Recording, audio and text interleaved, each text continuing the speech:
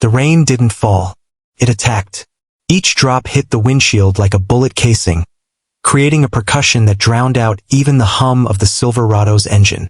Chief Petty Officer Jake Miller's hands gripped the steering wheel at 10 and 2. Not the casual one-handed grip of a civilian, but the deliberate hold of a man who'd learned that complacency kills.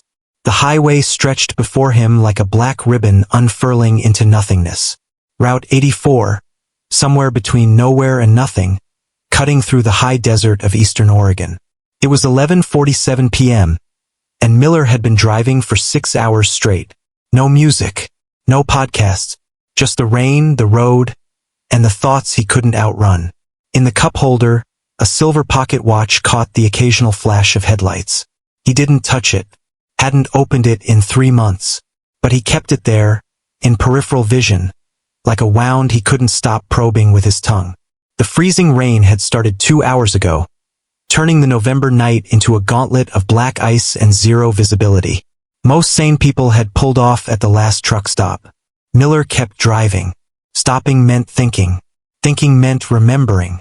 Remembering meant his eyes flicked to the rearview mirror. Headlights. A vehicle maybe half a mile back, closing fast. Too fast for these conditions. Miller's jaw tightened. His breathing remained steady. 4 counts in, 4 counts out. The rhythm beaten into him through hundreds of combat dives, through firefights in Ramadi, through the kind of situations where panic meant death. The vehicle behind him, a dark SUV, maybe a Tahoe, was doing 70 in a 55, hydroplaning slightly on each turn. Miller eased off the gas, letting his truck drift to the right to give the idiot room to pass. His right hand dropped instinctively to his hip, finding the familiar weight of the Glock 19 that wasn't regulation anymore, wasn't military issued, but was as much a part of him as his own heartbeat. The Tahoe roared past, spraying a wave of dirty water across Miller's windshield. Through the brief clearing of his wipers, he caught a glimpse. 2 figures in the front seats, animated, arguing. The vehicle swerved slightly, overcorrected, then straightened. Miller's training kicked in automatically. He was profiling without thinking. Erratic driving, excessive speed, body language suggesting conflict. Possible DUI. Possible domestic situation. Possible. The Tahoe's brake lights flared. Not the gradual depression of someone slowing down, but the panic stamp of emergency braking. The vehicle fishtailed, rubber screaming against wet asphalt, and came to a violent stop on the shoulder about 200 yards ahead. Miller eased his truck to 30, maintaining distance, his situational awareness ratcheting up from yellow to orange. His eyes scanned. No other vehicles visible, no exit ramps, no structures. They were in the emptiest stretch of 84, where cell service was a prayer and the nearest town was 20 miles of frozen darkness away. The Tahoe's passenger door opened. A figure emerged, male, tall, wearing what looked like a white t-shirt despite the near-freezing temperature. The driver's door opened. Second figure, shorter, stockier. They moved to the back of the vehicle. Miller slowed to 20, his tactical mind running scenarios. Vehicle trouble, accident, medical emergency, ambush setup. The last thought sent a familiar spike of adrenaline through his system. For months ago, he would have called it in, let highway patrol handle it. But 4 months ago, he'd still been active duty. 4 months ago, he'd had a team. 4 months ago, he'd had brothers who... He pushed the thought down with the same brutal efficiency he used to push down everything else. The 2 figures were at the Tahoe's rear hatch now. They pulled something out, a box, medium-sized, the kind Amazon might deliver to your doorstep. They set it on the ground, about 3 feet from the white line of the shoulder. Then, without ceremony, they climbed back into the vehicle. Miller's instincts screamed. Something was wrong. The way they moved, too quick, too furtive. The way they didn't look at the box after setting it down. The way the taller one physically pushed the shorter one back toward the vehicle. The Tahoe's engine revved. Tires spun on wet pavement. And then they were gone, accelerating back into the darkness like they were fleeing a crime scene. Because they were. Miller knew it with the same certainty he'd known when an alley in Fallujah was wired to blow, when a compound was going to be hostile, when a situation was about to go from bad to catastrophic. You don't spend 12 years in naval special warfare without developing an instinct for when humans are at their worst. He pulled his truck onto the shoulder, stopping 20 feet from the box. His emergency flashers painted the scene in rhythmic orange pulses. Through the rain-streaked windshield, he could see it. A cardboard box, maybe 18 inches on each side, taped shut with packing tape. It sat there like a tombstone, getting hammered by freezing rain. And it was moving. Not the movement of wind. Not the settling of wet cardboard. Movement from inside. Miller's hand found the pocket watch in the cup holder. His thumb traced the engraved initials on the back. JM to TM Brothers. Always. He'd spent 3 months driving away from everything. From Virginia Beach, from the teams, from the memorial services and the therapists and the well-meaning brothers who wanted to check in. 3 months trying to become invisible, to become nothing, to let the guilt erode him until there was nothing left to feel. And now this, a box on a highway, moving. He killed the engine. The rain filled the silence immediately, a white noise that would have drowned out a scream. Miller reached into the glove box, pulled out a Streamlight tactical flashlight, 800 lumens, impact-resistant, the kind of gear that civilians overpaid for and operators actually needed. His training whispered a checklist. Scan for threats, establish perimeter, approach with caution, never assume. But something else whispered too. Something older than training, deeper than tactics. Someone put something alive in that box and left it to die. Miller opened the door. The cold hit him like a fist. 34 degrees. Freezing rain. Wind chill dropping it into the 20s. He was wearing a black Carhartt jacket, jeans, and his old Salomon boots, the ones he'd worn on his last deployment. They still had sand in the treads from a beach in Somalia. He approached the box the way he'd approach a suspicious package in Kandahar. Flashlight low and to the side, angle of approach from the corner, never directly in front. The rain hammered his shoulders. His breath came out in white clouds that the wind tore apart. The box moved again. Not violent thrashing. Weak, trembling movement. Miller knelt beside it, his knees hitting cold mud. Water immediately soaked through his jeans. He didn't notice. His flashlight played across the box. Standard cardboard, heavy-duty packing tape wrapped around it multiple times. Horizontally, vertically, like whoever sealed it wanted to make sure nothing got out. Or that no one could get in easily. With his free hand, Miller drew a folding knife from his pocket, a Benchmade Infidel automatic, the kind of blade that had cut through zip ties on hostages and paracord on emergency rigs. He pressed the button. The blade snapped open with a sound like a bone breaking. "What are you doing?" A voice asked in his head. "You're supposed to be dead by now. Remember? That was the plan. Drive until you can't drive anymore, find a nowhere motel and just stop." His thumb found the spine of the blade. "They left this here to die. You let your brothers die. What's the difference?" The difference was that he was here, now, and something in that box was still alive. Miller sliced through the tape with surgical precision. One cut horizontally, one vertically. The cardboard flaps popped open, and what he saw inside made something crack in the permafrost of his chest. 2 puppies. They couldn't have been more than 6 weeks old. Mixed breed, maybe lab, maybe shepherd, the kind of mutts that would grow up to be someone's best friend if they survived the night. Which they wouldn't. Not out here. Not in this cold. They were soaked through. Their fur was plastered to their tiny bodies, making them look even smaller, even more helpless. One was mostly brown with white paws. The other was black with a white patch on its chest.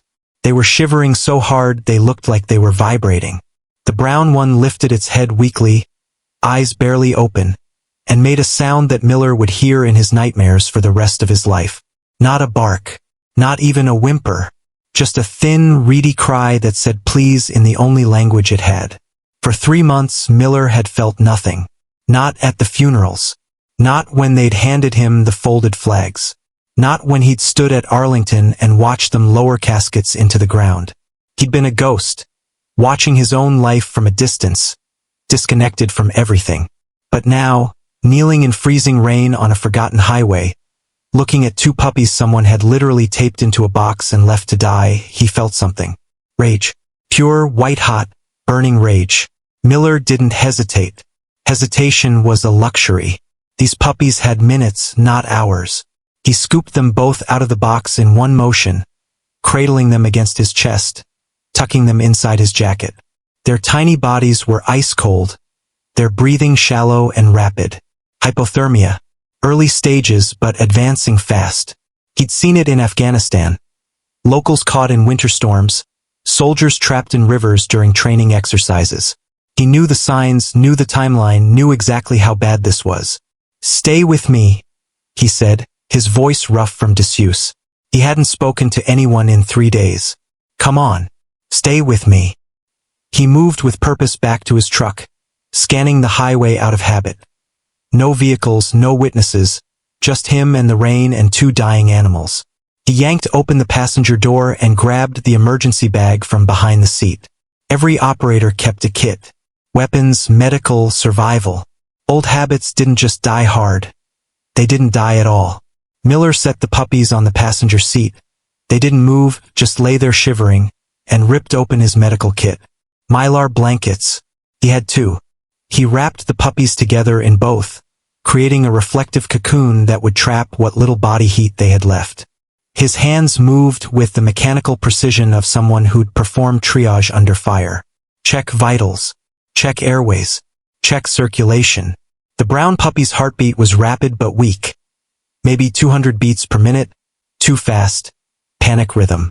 The black one's was slower, more worrying. His gums were pale, almost white.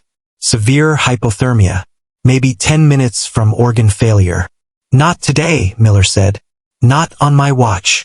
He started the truck, cranked the heat to maximum, and aimed every vent toward the passenger seat.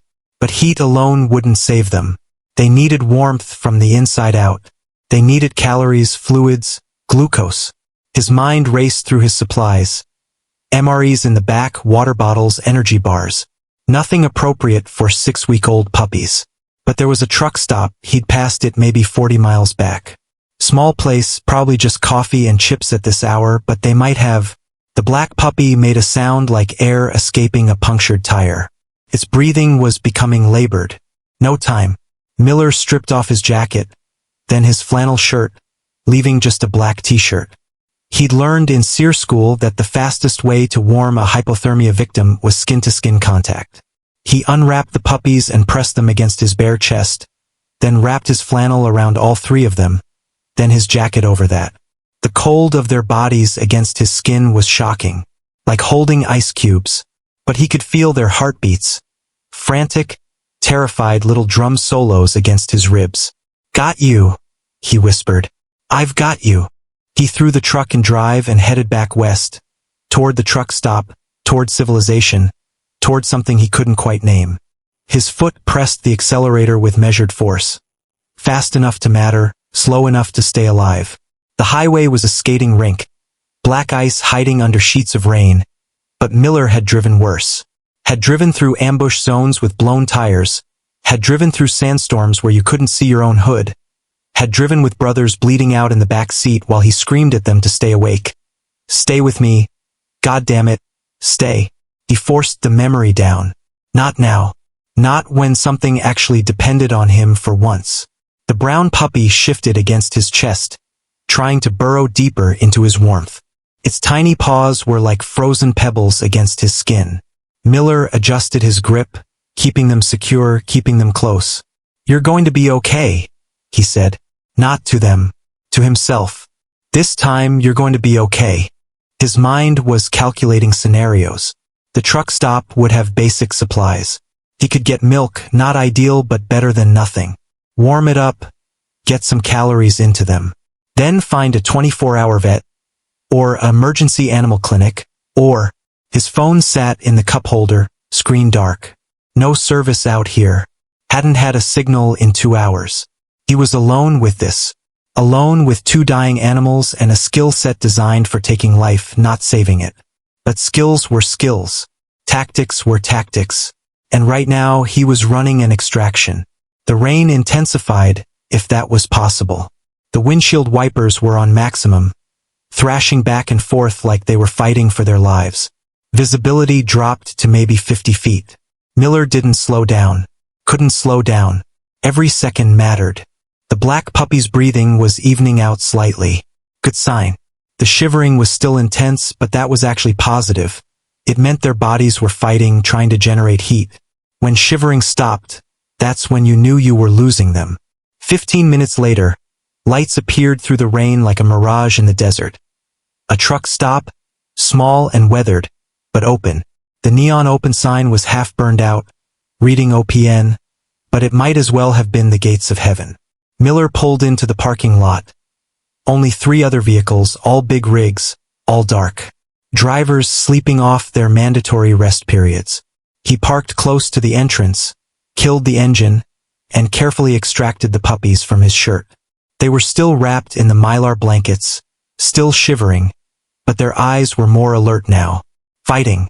He left them in the truck, engine running, heat blasting, and sprinted through the rain into the truck stop. The place was a time capsule from 1985. Yellowed linoleum, fluorescent lights that hummed like insects, rotating hot dog machine with frankfurters that had probably been there since the Reagan administration. Behind the counter sat a woman in her 60s, gray hair pulled back, reading a romance novel with the kind of focus usually reserved for classified briefings. She looked up when the door chimed. Her eyes took in Miller, 6'2", 190 pounds of lean muscle, buzz cut, 1,000-yard stare, soaking wet, and her hand dropped below the counter where the shotgun probably lived. "We're not open for business if you're looking for trouble," she said. "I need milk," Miller said. "Whole milk, and whatever you have that's warm. Soup, broth, anything." She studied him for a long moment. Whatever she saw made her hand come back above the counter. "You look like you just crawled out of a river." Freezing rain.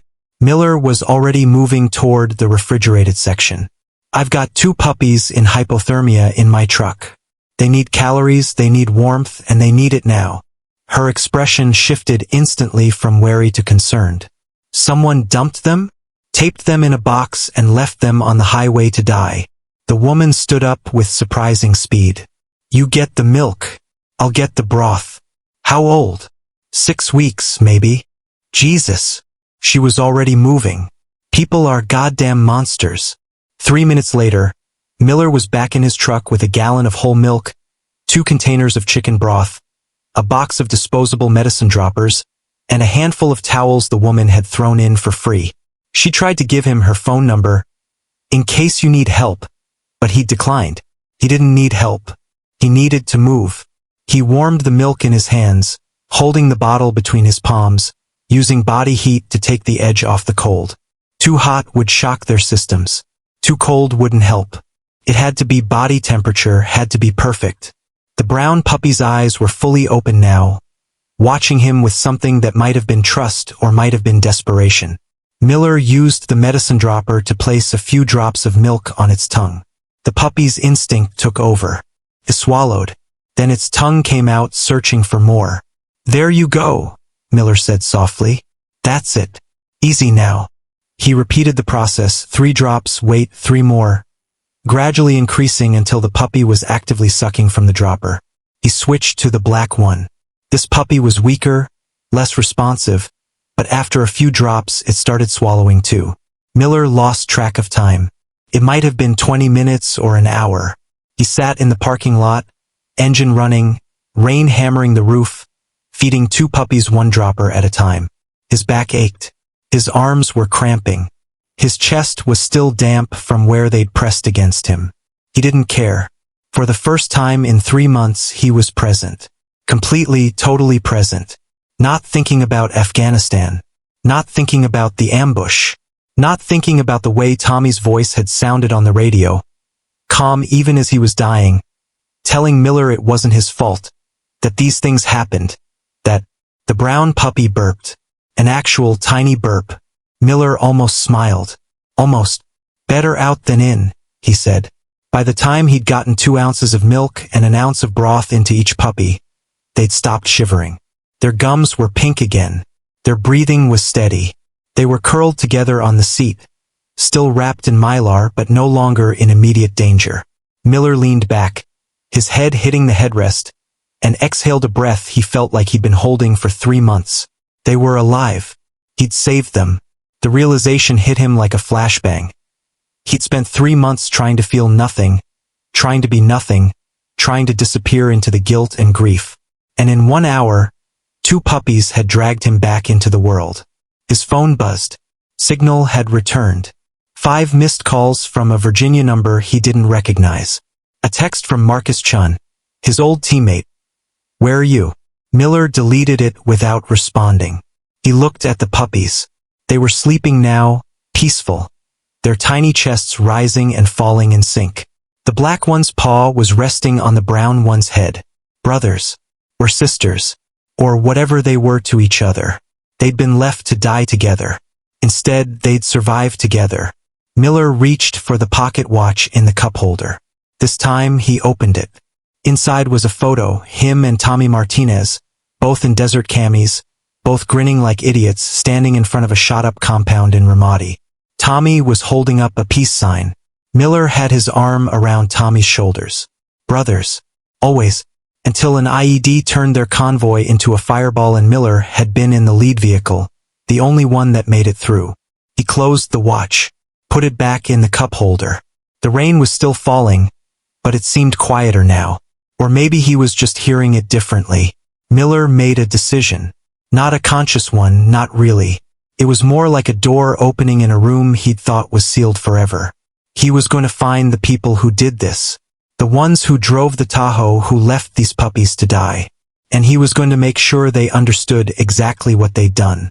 But first, he needed to get these little ones somewhere safe. He pulled out his phone and searched for 24-hour veterinary clinics. The nearest one was in Bend, 60 miles west. It was 1:30 a.m. The rain was still coming down. He hadn't slept in 18 hours. He started the truck. "We're going to take a little drive," he said to the puppies. "Try not to puke on my seat." The brown one yawned, showing pink gums and a tongue the size of Miller's thumb. And this time Miller did smile. Just a little. Now look, most people would have kept driving. They'd have told themselves it wasn't their problem, that someone else would handle it. And you know what happens then? Nothing. No one handles it. If you're the kind of person who wouldn't keep driving, who'd stop for those who can't save themselves, then hit that subscribe button. Because we're just getting started, and this story takes a turn you won't believe. And if you're still scrolling without subscribing, drop a comment. What's holding you back from joining this community? The highway to Bend was a corridor of darkness punctuated by the occasional lonely street light. Miller drove with his right hand on the wheel, his left resting lightly on the puppies to keep them from sliding off the seat. They'd fallen asleep within minutes, exhausted from the trauma. Their small bodies finally relaxed now that they were warm and fed. Every few minutes, Miller would check them, visual scan, light touch to confirm breathing, situational awareness extended to include 2 animals who weighed less than his combat boots. It was second nature. In the teams, you didn't just watch your own 6. You watched everyone's. That was the contract. That was the code. The code he'd broken. Stop, he told himself. Not now. But the memories didn't care about now. They came anyway, sliding in through the cracks in his concentration like water through a failing dam. 6 months ago, he'd been Chief Petty Officer Miller, SEAL Team 3, 12 years in, more deployments than he could count, the kind of operator that young guys looked up to and old guys trusted without question. He was the one you wanted clearing the building with you, the one you wanted pulling security while you slept, the one you wanted making the call when everything went sideways. And then everything went sideways. The convoy. For vehicles. Miller's team plus Army Rangers doing joint ops. Intelligence said the route was clear. Intelligence was wrong. The lead vehicle, Miller's vehicle, rolled over the pressure plate first, but nothing happened. The device was placed for the second vehicle. The one with Tommy Martinez, Jake Bowman, and Chris Rodriguez. The explosion turned the night orange. By the time Miller's team reacted, by the time they dismounted and returned fire and called for evac, it was too late. The enemy was already gone. And his brothers were already dead. 3 body bags. 3 flag-draped coffins. 3 families he couldn't look in the eye. The official inquiry cleared him. Equipment failure, they said. The pressure plate should have triggered on his vehicle. Just bad luck that it didn't. No one's fault. But Miller knew better. He'd been in command. He'd approved the route. He'd said go when maybe he should have said wait. And 3 men who'd trusted him had paid the price. So he'd put in his papers. Terminal leave first, then discharge. His command tried to talk him out of it. His teammates tried to talk him out of it. The Navy shrink tried to talk him out of it. Miller stopped talking to all of them. And now here he was, 3 months later, driving through freezing rain with 2 puppies who'd almost died because someone decided they weren't worth keeping alive. The irony wasn't lost on him. His phone buzzed again. Another text from Marcus Chin. Brother, people are worried. At least tell me you're alive. Miller almost responded. Almost typed back I'm fine or don't worry or any of the other lies people told when they were anything but fine. Instead, he set the phone down and focused on the road. The brown puppy stirred, making a small sound in its sleep. Its paws twitched like it was running from something. Nightmares, probably. Did puppies have nightmares? Did they remember trauma? Or did they just live in the eternal now, each moment existing independent of the last? Miller envied them if they did. The lights of Bend appeared in the distance. A faint glow on the horizon. Civilization. Help. A vet who could check these little ones properly, make sure they didn't have internal damage, make sure he hadn't missed something critical. He pulled up the GPS on his phone. The emergency vet clinic, Blue Sky Animal Hospital, was on the east side of town, near the airport. ETA, 17 minutes. The rain was lighter now, more mist than downpour. The highway opened up, for lanes, street lights, the suburban sprawl of a city trying to pretend it wasn't surrounded by high desert. Miller took the exit, navigating by phone GPS through streets that all looked the same. Shopping centers, chain restaurants, the bland homogeneity of American commercial districts. The clinic was in a standalone building. New construction with that prefab modern look that said, "We spent money on design." The parking lot was nearly empty. Just 2 cars, probably staff. A sign over the door showed a cartoon dog and cat under a rainbow. Blue Sky Animal Hospital, 24-hour emergency care. Miller pulled into a spot near the entrance, killed the engine, and carefully scooped up both puppies. They woke slightly but didn't struggle, just blinked sleepily at him with dark eyes that held more trust than he deserved. "Almost there," he said. "Gonna get you checked out by someone who knows what they're doing." The warm air inside the clinic was a shock after the cold. It smelled like antiseptic and pet shampoo and that indefinable animal smell that every vet's office carried. The waiting room was empty except for a young woman behind the front desk. Early 20s, blonde hair in a ponytail, wearing scrubs with little paw prints on them. Her name tag read Ashley. She looked up from her computer and her eyes went wide. "Oh my God!" Miller approached the desk. "Found these 2 on the highway. They were abandoned in a box.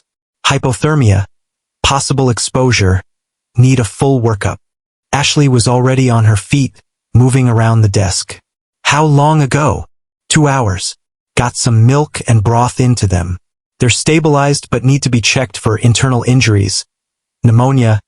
Anything else? Okay, just wait here. Let me get Dr. Reeves." She disappeared through a side door. Miller stood in the waiting room, holding 2 puppies who'd gone from freezing to death to sleeping peacefully in his arms in the span of 2 hours. His shirt was still damp. His boots were tracking mud across their clean floor. He probably looked like he'd just crawled out of a swamp. He didn't care. The side door opened and a man emerged, 50s, graying beard, wearing scrubs and a look of practiced calm. Dr. Reeves, presumably. "I'm Nick Reeves," he said. "Let's get these little ones into an exam room." He led Miller back through the door into a hallway lined with doors. They entered a room that looked like any other medical exam space, just scaled down. Stainless steel table, cabinets full of supplies, posters showing dog anatomy. "Set them here," Dr. Reeves said, gesturing to the table. Gently, Miller placed the puppies on the table. Under the bright lights, they looked even smaller, even more vulnerable. The brown one immediately tried to walk, stumbled, sat down. The black one just lay there, looking around with the bewildered expression of someone who had no idea what was happening but was too tired to care. Dr. Reeves moved with efficient hands, checking vitals, listening to lungs, palpating abdomens. Tell me exactly what happened. Miller gave him the facts, stripped of emotion. The time, the location, the condition he'd found them in, the interventions he'd made. Dr. Reeves listened while he worked, his expression darkening. People are goddamn monsters, he said, echoing the truck stop woman. You did good, though. The milk was smart. Skin-to-skin contact was perfect. You probably saved their lives. Something twisted in Miller's chest. I just did what anyone would do. No. Dr. Reeves met his eyes. You did what someone with training would do. Most people would have panicked or done nothing or done the wrong things. You've got medical background. Some. Miller didn't elaborate. Dr. Reeves nodded, not pushing. Well, good news is they're both going to be fine. No signs of pneumonia, no internal injuries, core temperature is back to normal. They're malnourished. Someone wasn't feeding them properly, but that's fixable. I'll keep them overnight for observation, get them on antibiotics as a precaution, and they should be good to go by tomorrow afternoon. Relief hit Miller like a physical force.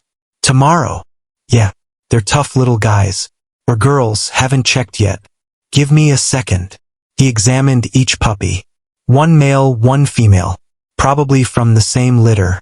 Maybe 6, 7 weeks old. Mixed breed, I'd guess lab shepherd mix, maybe some pit bull.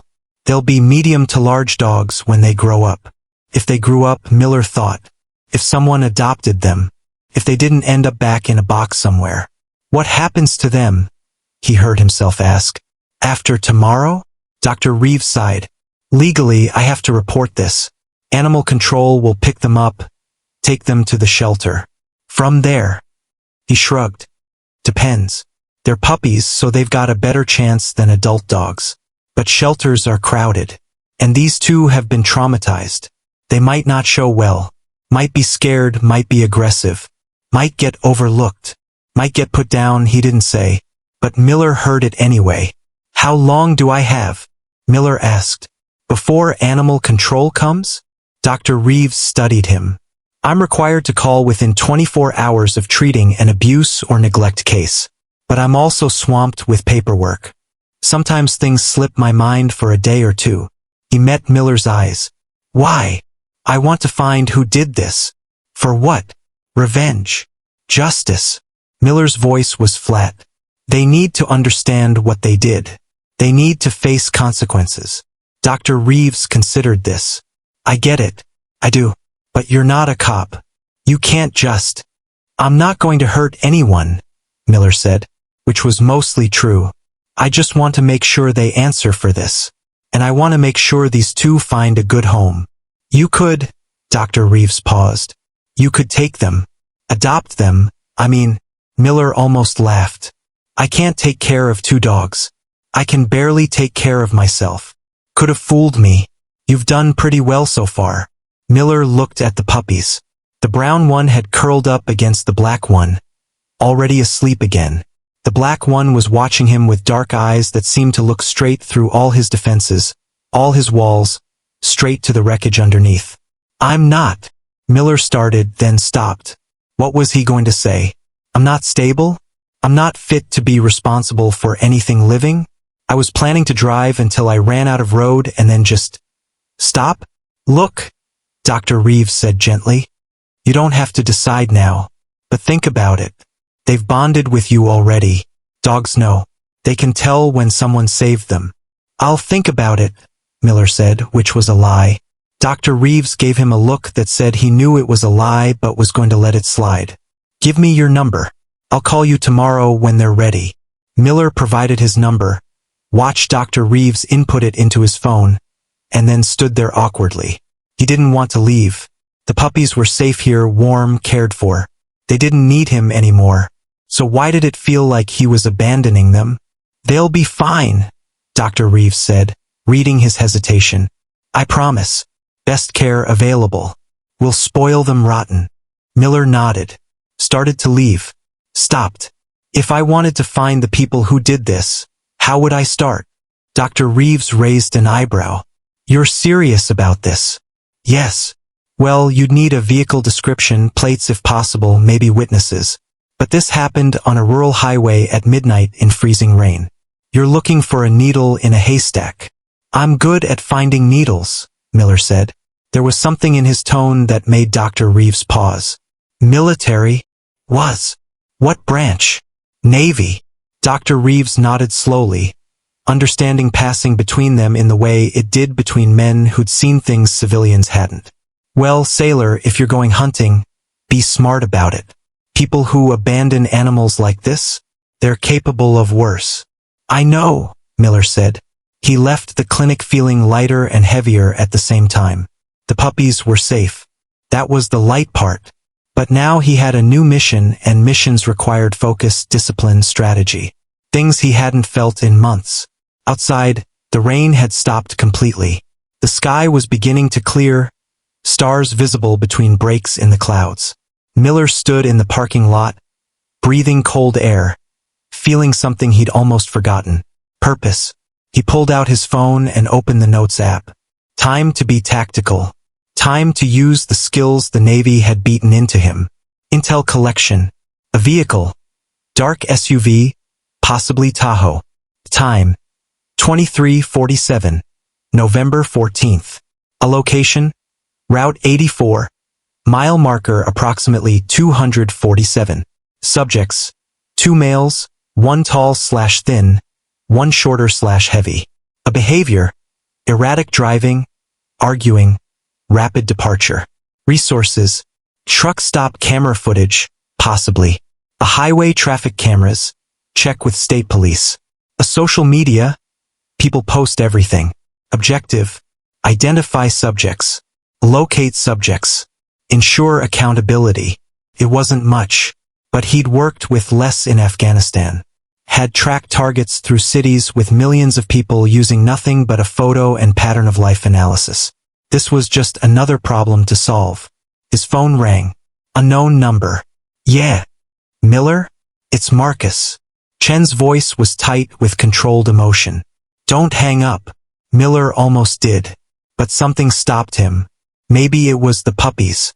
Maybe it was the fact that he'd just spent 2 hours saving something instead of letting it die. I'm here, he said. Thank God. Relief flooded Chen's voice. Man, we've been worried sick. No one's heard from you in 3 weeks. Your phone's been going straight to voicemail. We thought. He stopped. Where are you? Oregon. Oregon? What are you doing in Oregon? Driving. Driving where? Nowhere. Everywhere. Does it matter? Silence on the line. Then, yeah, brother. It matters. It matters to the guys. It matters to Tommy's family. It matters to me. Miller closed his eyes. I can't do this right now, Marcus. Then when? When are you going to stop running? I'm not running. Bullshit. You're running so hard you're about to run off the edge of the world. And for what? Because you survived and they didn't? Because some pressure plate malfunctioned? That's not on you, Miller. That's just war. You weren't there. No, but I've been where you are. We all have. You think you're the first guy to lose brothers? You think you're the first guy to feel guilty for making it home? This job kills people, Miller. It's what it does. And it's not your fault. Miller wanted to believe that. Wanted to believe it so badly it hurt. But believing it meant letting go of the guilt. And the guilt was the only thing holding him together. If he let it go, what would be left? I gotta go, he said. Miller, wait. He ended the call. Stood there in the parking lot, phone in hand, feeling like he was falling apart and pulling together at the same time. His phone buzzed. A text from Chun. One day you're gonna realize you're worth saving too. Miller deleted it. Started to put the phone away. Stopped. Pulled up the photo from the pocket watch. Him and Tommy. Brothers. Always. You'd tell me to stop being a pussy and do something useful, Miller thought. You'd tell me to save something instead of drowning in this shit. He looked back at the clinic. Inside, 2 puppies were sleeping peacefully, warm and safe because he'd stopped. Because he'd acted. Because for once, he'd been there when something needed saving. Maybe Chun was right. Maybe Tommy was right wherever he was. Maybe Miller was worth saving too. But first, he had work to do. You know what separates survivors from victims? Action. Most people see something wrong and they freeze, or they look away, or they tell themselves someone else will handle it. But you're still watching this, which means you're not most people. Subscribe to this channel because we tell the stories of people who don't look away. And when the next impossible situation lands in your lap, and it will, you'll know exactly what to do. If you're still on the fence, comment below. What would you have done in Miller's position? Miller found a cheap motel on the outskirts of Bend, the kind of place that charged $40 a night and didn't ask questions. The room smelled like bleach and cigarettes, the TV remote was bolted to the nightstand, and the bed felt like it was stuffed with newspapers. Perfect. He didn't sleep. Instead, he sat at the tiny desk by the window, laptop open, and went to work. First stop, the Oregon State Police Traffic Camera Database. Public record, accessible through ODOT's website. He pulled up the map, found Route 84, and isolated the section around mile marker 247. 3 cameras within 5 miles. One of them had to have caught something, but the feeds weren't live accessible to the public. He'd need to file a formal request, which meant waiting days, maybe weeks. Not acceptable. Miller had learned a long time ago that the fastest way through official channels was to know someone in the system. He opened his contacts, scrolled through names he hadn't looked at in months. Stopped on one, Jennifer Larson. Former Army intel, now working as a contractor for DHS. They'd done a joint op in Syria 3 years ago. She owed him a favor. He sent a text. Need traffic cam footage. Route 84 Oregon. Mile marker 247. 11/14. Between 2300 to 2400 hours. How fast can you get it? The reply came back in 3 minutes. Jesus, Miller. You alive? Barely. Can you get it? What's this about? Someone abandoned 2 puppies on the highway to die. I want to find them. That's it? Not terrorism, not trafficking, just puppies? Just puppies. A longer pause. Then, give me 2 hours. Miller used those 2 hours productively. He pulled up Google Maps and found the truck stop he'd visited. A place called Desert Rose Travel Plaza. He called the number listed. A tired male voice answered. Desert Rose. This is Jake Miller. I stopped there about 4 hours ago. Bought milk and broth from a woman working the counter. Gray hair, reading a book. She around? That's Betty. She just left. Back tomorrow at 6. Can you give me her number? Can't do that, man. Privacy policy. Look, I'm trying to track down someone who committed animal cruelty.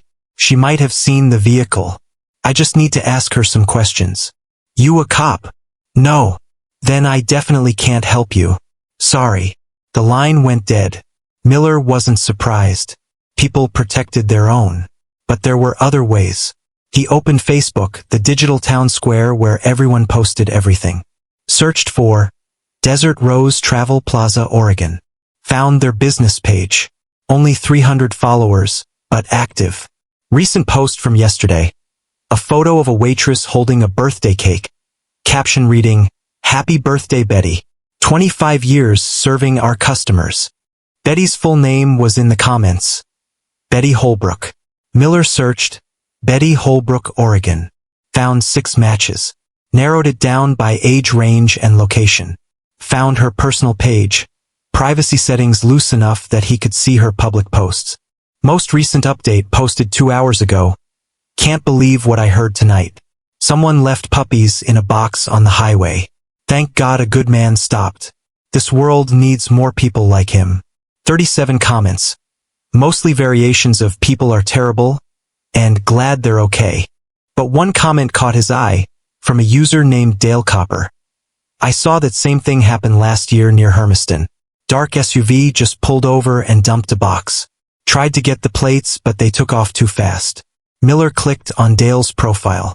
Age 52, lived in Pendleton, worked at a grain elevator.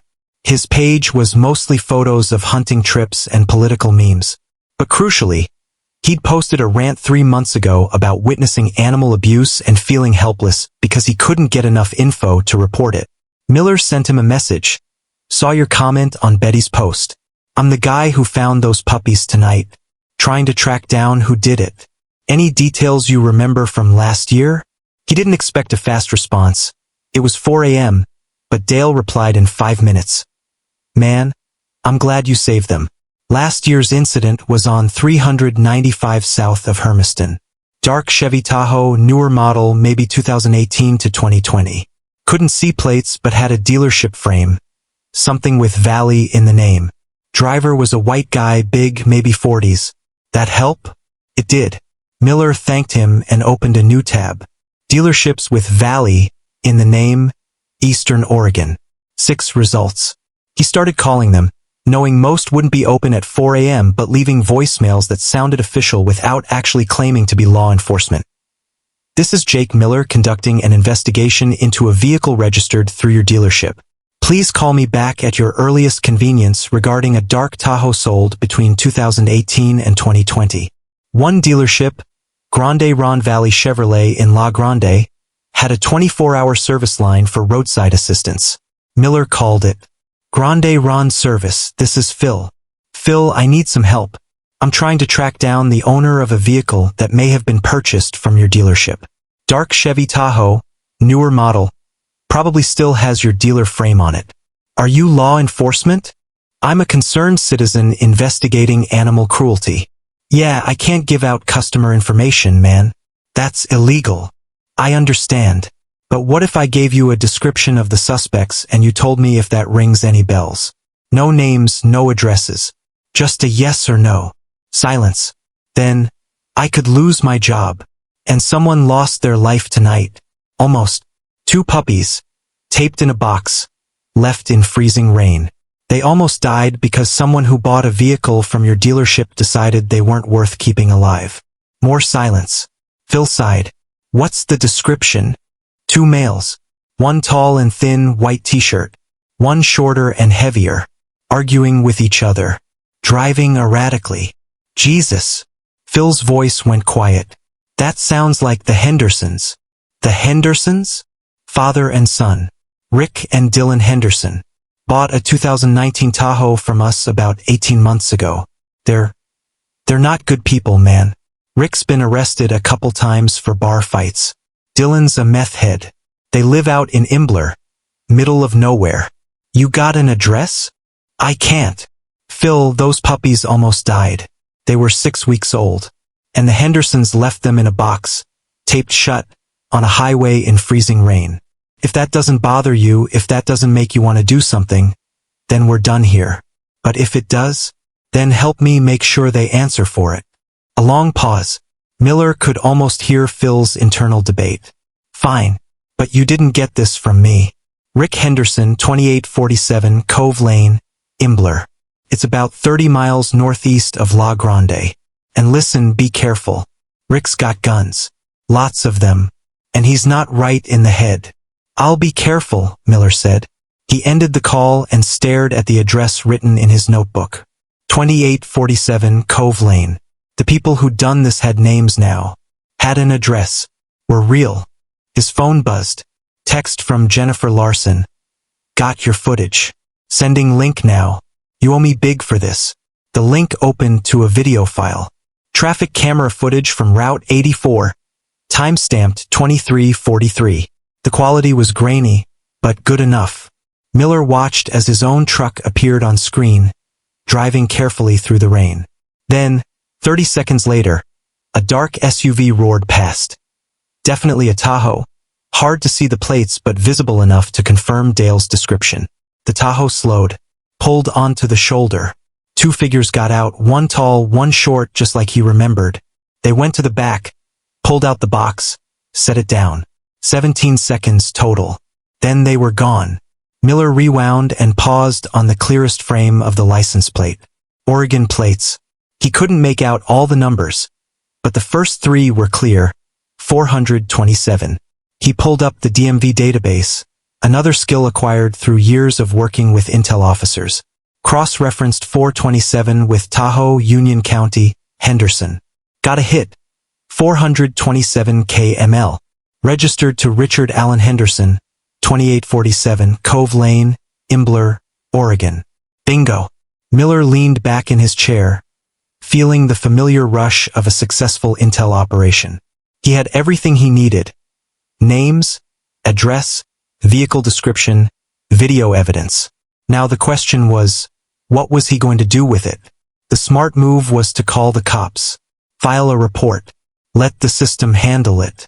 Animal cruelty was a crime in Oregon, could mean jail time, fines, prohibition from owning animals. The Hendersons would face consequences. But Miller had seen the system work. Had seen how often people slipped through cracks, how a good lawyer could reduce charges, how first-time offenders got probation, how nothing really changed. And he didn't want them to slip through cracks. He wanted them to understand viscerally and completely what they'd done. Wanted them to feel the fear those puppies felt. Wanted them to know what it was like to be helpless and cold and abandoned. He wanted justice. Real justice. His phone rang. Dr. Reeves. Little early for a vet call, Miller said. Couldn't sleep. Kept thinking about those puppies. How they doing in your head? I found who did it. That was fast. I'm good at my job. And what's your plan? Miller hesitated. Haven't decided yet. Let me guess. You're debating between calling the cops and handling it yourself. Something like that. Miller, I'm going to give you some advice. Take it or leave it. Those puppies are alive because of you. You did something good tonight. Don't ruin that by doing something stupid tomorrow. What they did. I know what they did. I see it all the time. And it makes me sick every time. But vengeance isn't justice. It's just more violence. And you don't strike me as a violent man. You'd be surprised. No, I wouldn't. I can tell military from a mile away. But there's a difference between violence for a mission and violence for revenge. One is duty. The other is just pain looking for somewhere to land. Miller was quiet. Dr. Reeves was right and he knew it. But knowing something intellectually and feeling it emotionally were two different things. I'll think about it, Miller said. Do that. And Miller, those puppies are doing great.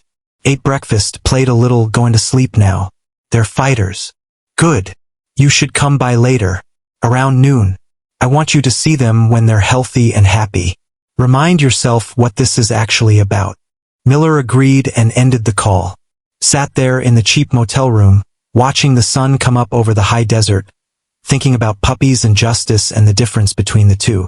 His hand found the pocket watch. He opened it, looked at Tommy's smiling face. What would you do? He asked the photo. Tommy didn't answer. But Miller knew what he'd say. Do the right thing, even when it's hard. Especially when it's hard.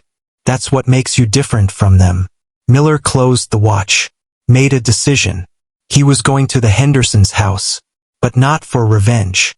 For something else entirely. Here's the thing about justice. Real justice doesn't come from anger. It comes from people who care enough to act. Miller had every reason to go dark. To let his training take over. To become what the Hendersons deserved. But that's not who he was. And if you're still watching, that's not who you are either. Subscribe because you're about to see what happens when someone chooses the hard right over the easy wrong. And trust me, you don't want to miss what happens next. Still here but haven't subscribed? Comment below. Would you have called the cops? Or handled it yourself? Imbler, Oregon was the kind of town that existed only because someone had to live there to maintain the infrastructure connecting actual civilization. Population, 275. Main Street, 3 blocks. Notable features. A grain elevator, a post office, and a bar called the Dusty Spur that looked like it hadn't been remodeled since Carter was president. Miller arrived at 10:37 a.m., the morning sun already burning off the last of the storm clouds. He'd stopped at a Walmart in La Grande, bought supplies. A phone with a camera, zip ties, a digital voice recorder, and a composition notebook. Not weapons. Tools for documentation. Cove Lane was a dirt road that branched off the main highway, winding through scrubland and the occasional sad-looking ranch. Miller drove slowly, his tactical mind automatically noting points of egress, sight lines, potential complications. Old habits. 2847 was at the end of the road. A single-wide trailer that had once been white but was now the color of old bone, surrounded by junk. Broken appliances, car parts, empty propane tanks, the detritus of people who accumulated rather than discarded. In the driveway sat the Tahoe, still dirty from last night, Dealer frame clearly visible. No other vehicles. Good. Miller parked 50 yards away, out of sight behind a stand of juniper trees. He sat for 15 minutes watching, learning the pattern. No movement inside. No dogs barking. No signs of awareness. He took 3 long breaths. Combat breathing, 4 counts in, 4 counts hold, 4 counts out, and stepped out of the truck. The voice recorder went in his jacket pocket, already recording. The phone went in his other pocket, camera set to video. The zip ties stayed in his truck. He wasn't going to need them. He walked up the dirt driveway, boots crunching on gravel, and knocked on the trailer door. 3 sharp raps that said authority. 30 seconds. A minute. Then the door cracked open. The man who appeared was exactly what Miller expected. Mid-40s, heavy, unshaven, wearing a stained undershirt and boxers. His eyes were bloodshot, his breath visible even from 3 feet away, a combination of alcohol and something chemical. Meth, probably. The hell do you want? Rick Henderson's voice was thick with sleep and aggression. Rick Henderson? Who's asking? My name is Jake Miller. Last night, around midnight, you and your son drove out to Route 84 and left 2 puppies in a taped box on the shoulder of the highway, in freezing rain. I'm here to talk about that. Rick's eyes narrowed. I don't know what you're talking about. Yes, you do. I've got traffic camera footage showing your vehicle. I've got your license plate. I've got the timeline. So let's skip the denial part and move to the part where you tell me why. You a cop? No. Then get the hell off my property before I shoot you for trespassing. Miller didn't move. I'm not here to fight you, Rick. I'm not here to hurt you. I'm here to make sure you understand what you did. And I'm here to make sure you don't do it again. Rick started to close the door. Miller's hand shot out, not grabbing, not aggressive, just preventing closure. 5 minutes. That's all I'm asking. 5 minutes of your time and then I'll leave. Or what? You'll call the cops? Go ahead. See if I care. I'm not calling the cops. Not yet. But other people know I'm here. Other people have the same evidence I do. And if something happens to me, they'll make sure it goes to every news station, every animal rights group, every social media platform. Your face will be everywhere, Rick. You'll be famous. Is that what you want? Rick's face went through a series of expressions. Anger, fear, calculation. Finally, 5 minutes. He opened the door wider. Miller stepped inside. The trailer was exactly what he expected. Dark, cluttered, smelling of old food and cigarettes. A TV was on in the living room, playing some morning talk show. On the couch sat a younger man. Early 20s, stick-thin, with that hollow-eyed look of someone who'd burned through their dopamine receptors. Dylan Henderson. Who's this? Dylan asked, his voice high and nervous. Someone who wants to talk about last night, Miller said. Dylan's eyes went wide. Dad. Shut up. Rick moved to a recliner, sat down heavily. You got 5 minutes. Talk. Miller remained standing. Dominant position. Last night, you left 2 puppies, siblings, about 6 weeks old, in a cardboard box on Route 84. You taped the box shut. It was raining, freezing rain, temperature in the low 30s. Those puppies had hypothermia by the time I found them. Another hour and they would have died. So my question is simple. Why? Rick shrugged. They were just dogs. Mutts. Couldn't sell them, couldn't keep them, shelters were full. What was I supposed to do? You could have tried harder to find them homes. You could have driven them to a different shelter. You could have posted them online. You could have done anything except leave them to die. Wasn't gonna die. Someone was gonna find them. At midnight? On an empty highway? In freezing rain? Who did you think was gonna find them? Rick? Santa Claus? Dylan spoke up, his voice shaky. It was quick. We didn't want them to suffer. Miller turned to him. You didn't want them to suffer? Dylan, do you know what hypothermia feels like? Your body temperature drops. You can't stop shivering. Your fingers and toes go numb. Your thinking gets confused. You get so tired you just want to sleep, except if you sleep, you die. Those puppies spent at least an hour in that box. Freezing, scared, not understanding why the people they trusted left them there. How is that quick? We didn't have a choice. Dylan was getting agitated now. Mom left us with the dogs and said to figure it out. We tried to give them away, but nobody wanted them. What were we supposed to do? Be better, Miller said quietly. That's all. Just be better than the worst possible version of yourselves. Rick stood up, anger flooding his face. You done preaching? Because I don't need some self-righteous asshole coming into my house and telling me what I should have done. You don't know our situation. You don't know what it's like trying to get by out here. You're right. I don't. But I know what it's like to be responsible for lives. To have someone depending on you, trusting you, and knowing that if you fail, they die. And I know what it feels like to fail. Miller's voice was still quiet, but something in it made both Hendersons go still. I lost 3 brothers because I made a call that got them killed. 3 men who trusted me, who followed my orders, who believed I'd keep them safe. And they died because I wasn't good enough, wasn't smart enough, wasn't careful enough. The trailer was silent except for the TV. So yeah, Miller continued, I know about failure. I know about guilt. But you know what I don't do? I don't make other things suffer because I'm suffering. I don't punish innocent lives because I'm angry at the world. Those puppies didn't ask to be born. They didn't ask you to take care of them.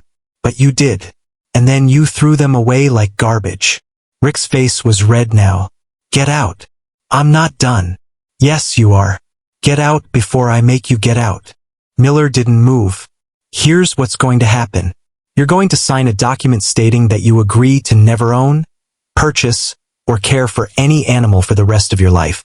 You're going to pay for the veterinary bills for those puppies, all of them, including follow-up care. And you're going to do 20 hours of community service at an animal shelter, so you can see what happens when people like you make decisions like that. Rick laughed, but it was hollow. Or what? You'll take me to court? Sue me? I don't have any money, genius. You can't get blood from a stone. No, but I can make sure everyone knows who you are. I can make sure the story goes viral. I can make sure that every time someone Googles your name, they see what you did. Your employer will see it. Your neighbors will see it. Anyone you ever want to date or do business with will see it. Is that what you want? Dylan stood up, hands shaking. Jesus, Dad, just sign it. Just sign whatever he wants and make him go away. Shut up, Dylan. No, I'm done with this. I'm done with your bullshit. Mom was right to leave. You're toxic. You make everything worse. Just sign the damn paper. Rick turned on his son, rage in his eyes. You little. Enough. Miller's voice cut through the tension like a blade. Rick, you've got 2 choices. You can sign the document, pay the bills, do the community service, and this ends here. Or you can refuse, and I'll make sure this follows you for the rest of your life. Your call. Rick stood there, chest heaving, fists clenched. For a moment, Miller thought it was going to go physical. He was ready. His body remembered the training, remembered how to move, how to end threats. But then Rick deflated. All the anger drained out of him, leaving just a tired, broken man in a dirty trailer. Fine, he said. I'll sign your damn paper. Miller pulled out the composition notebook and a pen. He'd written the document at the motel that morning, simple and clear. Rick signed it without reading, his signature an angry slash across the bottom. Vet bills will be about $500, Miller said. You can mail a check to Blue Sky Animal Hospital in Bend. Community service can be arranged through Union County Animal Control. They'll track your hours. Whatever. Now get out. Miller looked at Dylan. The young man wouldn't meet his eyes. Dylan, Miller said, you're not your father. You can be better. Will you? Dylan finally looked up. His eyes were wet. I don't know. That's honest. Start there. Miller walked to the door, then paused. One more thing. Those puppies? They're going to be okay. They're going to grow up healthy and happy, and they're going to have a good life. And every day that they're alive and loved will be a reminder that what you did didn't work. That compassion is stronger than cruelty. That people who give a damn will always outnumber people who don't. He left without waiting for a response. Outside, the sun was high and warm. Miller walked back to his truck, got in, and sat there for a long moment. His hands were shaking, not from fear, not from adrenaline, from relief. He'd done it. He'd confronted the people who'd done this terrible thing, and he'd done it without violence, without revenge, without becoming the worst version of himself. He'd chosen to be better. The voice recorder in his pocket had captured everything. The document was signed. The Hendersons would face consequences. But more than that, Dylan might actually change. Might actually choose a different path. Miller had seen it in his eyes, that flicker of possibility. And isn't that what redemption looked like? Not grand gestures or dramatic transformations, but small choices in small moments that accumulated into something better. Miller's phone rang. Dr. Reeves. You on your way? The vet asked. Yeah. Be there in an hour. Good. Because these puppies have been asking about you. Puppies can't talk. No, but they can wag their tails every time the door opens. They're looking for you, Miller. Come see them. Miller started the engine. I'm coming. The drive back to Bend felt different than the drive out. The sun was bright, the roads were dry, and Miller's mind was quieter. Not silent, it would never be silent, but less chaotic. Less consumed by the endless loop of guilt and replayed moments and things he should have done differently. He stopped at a drive-thru and ordered a burger. Ate it while driving, actually tasting it instead of just mechanically consuming calories. When was the last time he'd actually tasted food? His phone buzzed. Text from Jennifer Larson. Hope your puppy mission went well. You owe me dinner. And an explanation. He responded, went well. Rain check on dinner. Not ready for people yet. Fair. But Miller, glad you're doing something. Anything. Keep moving forward. He would. Maybe not in a straight line. Maybe with setbacks and bad days and moments where the weight came crashing back. But forward. Blue Sky Animal Hospital looked different in daylight. Less clinical, more welcoming. The rainbow sign seemed cheerful rather than ironic. Miller parked and headed inside. Ashley was still at the desk. Oh, you're back. Dr. Reeves said you'd be coming. Let me get him. She disappeared through the side door. Miller stood in the waiting room, suddenly nervous. Why was he nervous? They were just dogs. Just two puppies he'd saved last night. No big deal. Except it was a big deal. Because for the first time in 3 months, he'd connected with something outside his own head. And that connection terrified him more than any firefight ever had. Dr. Reeves emerged, smiling. Right on time. Come on back. They've been waiting. Miller followed him through the hallway to a recovery room. And there, in a large kennel with soft blankets and water bowls and toys, were the puppies. They looked transformed. The brown one, fur clean and fluffy now, was standing at the kennel door, tail wagging so hard its entire back end was wiggling. The black one was right behind it, ears perked up, eyes bright and alert. The moment they saw Miller, both puppies exploded into excitement, bouncing, yipping, pawing at the kennel door, every inch of their small bodies radiating pure joy. They know you, Dr. Reeves said quietly. Dogs don't forget the people who save them. Miller knelt in front of the kennel. The puppies pressed against the gate, trying to reach him through the bars. Without thinking, he opened the kennel. Both puppies burst out like furry missiles. They crashed into him, climbing over his knees, licking his hands, making sounds that were half bark, half cry, all happiness. The brown one tried to climb up his chest. The black one was doing circles around him, too excited to stop moving. And Miller, Chief Petty Officer Jake Miller, decorated Naval Special Warfare Operator, survivor of 12 deployments and more firefights than he could count, started crying. Not dramatic sobs, just quiet tears that rolled down his face while two puppies who'd almost died loved him with uncomplicated, total devotion. It's okay, Dr. Reeves said, his own voice thick. This is the best part of my job. Watching the connection happen. Miller picked up both puppies, one in each arm. They immediately settled, the brown one tucking its head under his chin, the black one curling against his chest. They fit perfectly, like they'd been designed to fill the exact shape of the emptiness inside him. They're completely healthy, Dr. Reeves said. No lasting damage. Kids are resilient. They'll remember the trauma for a while. Might be anxious, might have trust issues with strangers, but with the right person, with consistency and patience and love, they'll be fine. Miller looked down at the puppies. I can't keep them. Why not? I'm not in a place where I can take care of anything. I can barely take care of myself. Seems to me you took pretty good care of them last night. That was different. That was an emergency. Day-to-day is different. Dr. Reeves sat down on a bench against the wall. Mind if I tell you something? Miller shrugged, still holding the puppies. I see a lot of people come through here. Sick animals, injured animals, animals that have been abused or neglected. And I see how people react. Some freeze up. Some get overwhelmed. Some do the minimum and move on. But every once in a while I see someone who just knows what to do, who acts without thinking, who makes the right calls under pressure, who puts the animal's needs above their own comfort. You know what I call those people?